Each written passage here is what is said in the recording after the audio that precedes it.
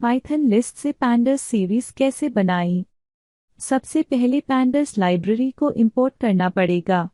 Python syntax में आप लिखेंगे इंपोर्ट पैंडर्स एज पीडी। अब आप अपने फेवरेट फ्रूट्स की एक पाइथन लिस्ट बनाएं। पाइथन लिस्ट बनाने के लिए स्क्वायर ब्रैकेट्स यूज करें और इस लिस्ट का नाम रखें माई लिस्ट। इस एग्जाम्पल के लिए हमने सिर्फ 4 फ्रूट्स का यूज किया है, लेकिन आप अपनी पाइथन लिस्ट में और भी ज्यादा एलिमेंट्स ऐड कर सकते हैं। pd.series फंक्शन का यूज करो पाइथन लिस्ट को पैंडर्स सीरीज में कन्वर्ट करने के लिए। pd.series फंक्शन का यूज डिक्शनरी और नंपाई अरे को भी पैंडर्स सीरीज में कन्वर्ट करने के लिए किया जा सकता है।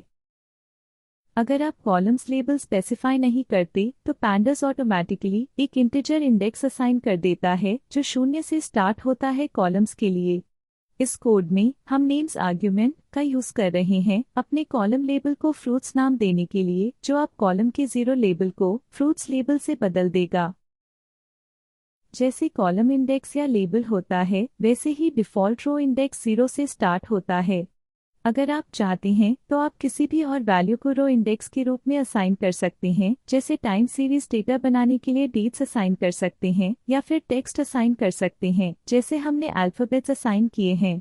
आप कस्टम रो इंडेक्स प्रोवाइड कर सकते हैं by passing a list of row index labels to the index parameter in pd.series function.